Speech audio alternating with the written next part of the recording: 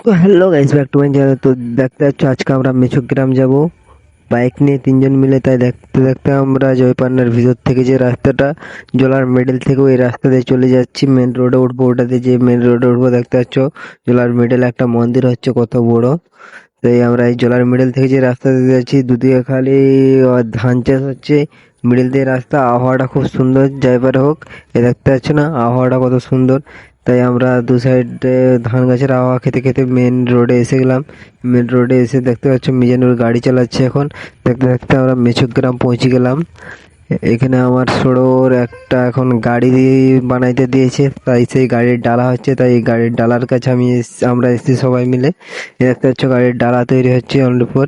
তাহলে গাড়ির ডালাটা ঠিক ওখান থেকে বেরিয়ে আর একটা গ্যারেজে এলাম। গ্যারেজে এসে কি কথা বললো জানি না। তারপর আমরা বেরিয়ে গেলাম ঘরের দিকে রওনা দিতে। দেখতে পাচ্ছ গাইস, আমরা বেরিয়ে গেলাম তিনজন। আবার ব্যাকে